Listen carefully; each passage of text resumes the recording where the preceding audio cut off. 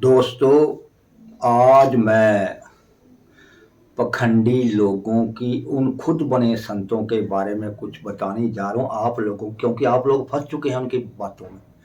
उनकी छोटी छोटी पुस्तकों में लिखी हुई गप्पें, उनको पढ़ पढ़ कर आप मान रहे हैं कि ये सच है, ये सच है, जबकि वह सबसे बड़ा झूठ है। आप ये कबीर जी के बारे में इतना झूठ बोलते हैं ये लोग, पूछिए मत, इतना झूठ लिखा हुआ है। इनकी पुस्तकें पढ़ेंगे, एक जगह तो ये कहते हैं मैं ही संत हूँ, मैं ही संत हूँ। वीडियो देख लीजिए इनकी, मैं ही, मुझसे कोई चर्चा करने नहीं आया, वे सारों को मैंने हरा दिया। वे किसी के साथ लाइव चर्चा की है? अब अगर ये बाहर आए तो इनसे चर्चा मैं करूंगा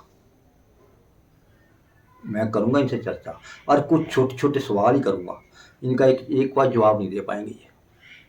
चलो, इस बात को खैर देते, आने वाला टाइम बताएगा कि हम कर सकेंगे कि नहीं चर्चा, लेकिन इच्छा तो है चर्चा करने की।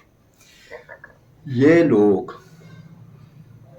ये जो पखंडी लोग होते हैं, ये किसी ना किसी को, संत महात्मा को, जो संत थे उनको पकड़कर उनको परमात्मा भगवान बना देते हैं अपनी मर्जी से। और ये लोगों को ये कहते हैं कि हम तुम्हारा मोक्ष करवा देंगे, तुम्हें फलाने लोग सचखंड सतलोक पहुंचा देंगे, तुम हमारी भक्ति करो, हमारे हिसाब से भक्ति करो। और खुद वो कहते हैं कि इस नरक से, ये जो संसार है, ये नरक है, इससे हम तुमको निकाल देंगे। ये तो गलत लोक है, गलत लोक में हम आ गए हैं। भाई चले जाओ, तुम्हें कौन रोक रहा है इस लोक में रहो, चले जाओ भाई, कौन रोक रहा है, जाओ। और फिर कहते हैं तुम्हारा मोक्ष करवा देंगे, तुम्हारा दोबारा इस संसार में आना जाना खत्म करवा देंगे, तुम्हें सिर्फ वहीं बैठा देंगे सतलोक में।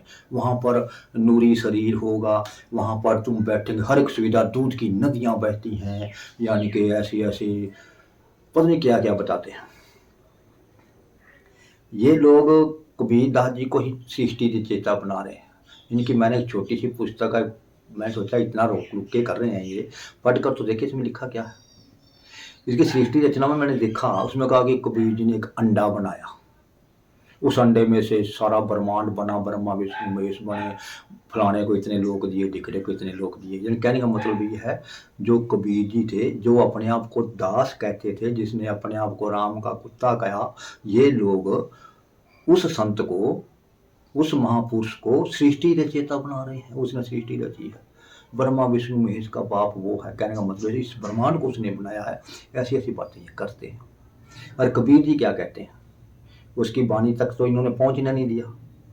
आप कबीर ग्रंथावली पढ़ लीजिए, कबीर बीजक पढ़ लीजिए, तुमको सारा पता चल जाएगा। और न ज़्यादा नहीं पढ़ सकते तो गुरु ग्रंथ साहब जी में जो कबीर की वाणी है उसको पढ़ लीजिए। वे कबीर जी भगत थे कि या सृष्टि रचयिता थे? दो चार पंक्तियां मैं आपको बताता हूं जिससे कबीर जी एक भगत ही आपको मालूम होंगे। पहली पंक्ति को मैं कई बार बता चुका हूं। कबीर कहता है, कबीर को कर राम का मोतिया मेरा नाव, गले राम की जेबड़ी जा खेचे मैं जाऊं। इसका मतलब ये हो गया, राम उसका भगवान हुआ। और अब सतगुरु कौन हुआ इनका?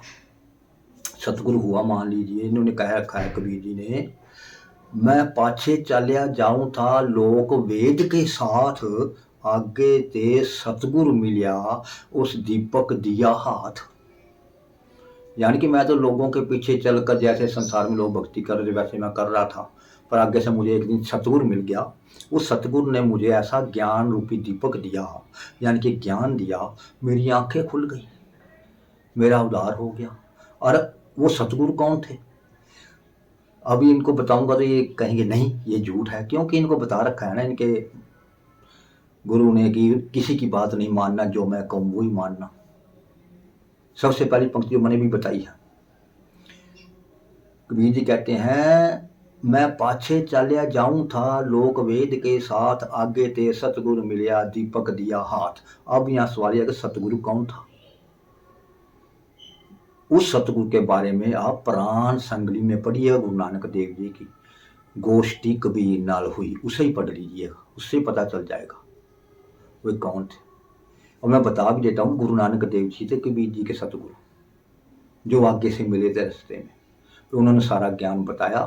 फिर हम कहते हैं मेरा उद्धार हो गया।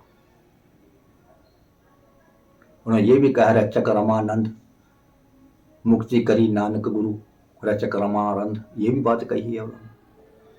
और फिर कबीर जी जो एक भगत हुए, एक संत हुए, साफ उनकी वाणी बताती है। रविदास जी ने भी कहा, हर के नाम कबीर उजागर, हर के नाम यानी कि परमात्मा का नाम लेकर कबीर उजागर, कबीर के जो है ना पाप ऊप सब कट गए।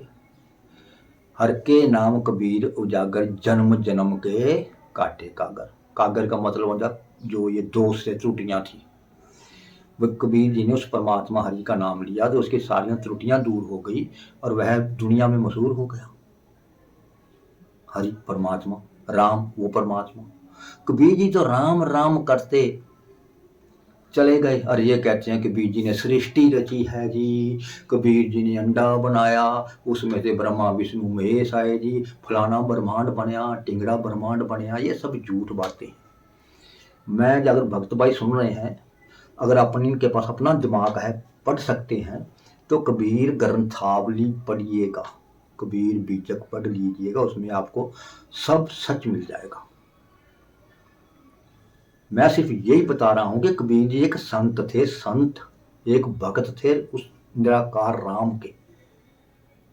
कबीर का ठाकुर ऐसा स्वामी, कबीर जी कहते हैं कबीर का ठाकुर ऐसा स्वामी जाका माई ना बापोरे। इसका मतलब यह निराकार परमात्मा थे कबीर जी के। और ये लोग एक और कहते हैं कि कबीर जी का जन्म नहीं हुआ, वह प्रकट हुए हैं कमल के फूल के ऊपर। ये बिल्कुल झूठ है।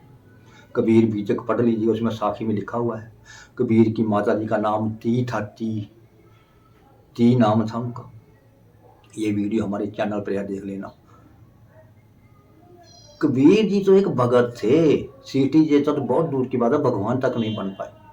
और ये कहते हैं कि कबीर की भक्ति करके जन्म मरण कट जाता है। कहाँ जन्म मरण कट जाता है? कबीर की भक्ति करके तो लोग जेल में बैठे हैं, जेल से नहीं निकल रहे, वकीलों की लाइन पीछे लगाई हो तो भी जमानत नहीं हो रही। आप कहते हैं कबीर की भक्ति करने सतलोक पहुंच जाएंगे। ये सब धंधे बनाए हुए हैं पैसे के। आज ये इनकी जो पाठ करवाते हैं, कहते हैं कि पाठ का भी 11-11, 12-12 हजार रुपये लेते हैं। सुना है ऐसा मैंने। बताइए, धंधे बनाए हुए हैं सारे। इनसे बचिएगा, इनके चक्करों में ना पड़िएगा। सिर्फ घर बैठकर राम राम हरि हरि जो करना करिएगा। इन पखंडी बाबों से दूर रहो, बच के रहो। अपने परिवार को, बच्चों को भी दूर रखिएगा। ये सोशल मीडिया पर बहुत अलग अलग पर किसी के आगे ऐसे किताब लेके चले जाते हैं, ऐसे फोटो खिंचवा के किताब फिर वापस अपने घर ले जाते हैं, उसको फिर दोबारा फोटो खींचते फिर ले जाते हैं। किताब उन लोगों को देते हैं जिन्होंने मेरे ख्याल में पढ़नी भी नहीं आती, उनको ये किताबें देते हैं। मैंने कई फोटो ऐसी देखी। इसलिए मैं ये कहता हूँ कि इन लोगों से बचिए, पखंडी बाबों से। अगर इनमें शक्ति होती तो जेलों में ना होते, जेलों से निकल गए होते। ठीक है, ऐसे बचिए इन लोगों से। अगर आप कबीर को पढ़ना चाहते हैं, कबीर बीजक, कबीर मैनी, कबीर ग्रंथावली, ये पुस्तकें पढ़िए और सोच समझ कर, यानी कहने का मतलब इनको पढ़िए, उन पर विचार कीजिए लिखा क्या है। कबीर जी एक भगत थे, एक संत थे, इसके अलावा कुछ नहीं थे। यही वाणियाँ उनकी बताती हैं। 2-3 पंक्तियाँ मैं आपको बता देता हूँ। कबीर कुकर राम का, मुतिया मेरा नाम। कबीर कहता है कबीर तो उस राम का यानी कि कुत्ता है और मेरा नाम मुतिया है। कबीर कुकर राम का, मुतिया मेरा नाम, गले राम की जे बड़ी जा खींचे में जा। बताइएगा, क्या सृष्टि से चेता हो सकते हैं ऐसे जो दूसरे राम? सृष्टि से तो फिर रमता राम हुआ कबीर का, जिसको कबीर ने भगवान कहा है। फिर कबीर जी कहते हैं कबीर का ठाकुर ऐसा स्वामी जाका माई ना बापा। कबीर का ठाकुर तो ऐसा जिसका माँ बाप ही नहीं, वो जन्म मरने में नहीं आता। और गुरु नानक ने भी यही कहा है और वेदों में भी यही लिखा है।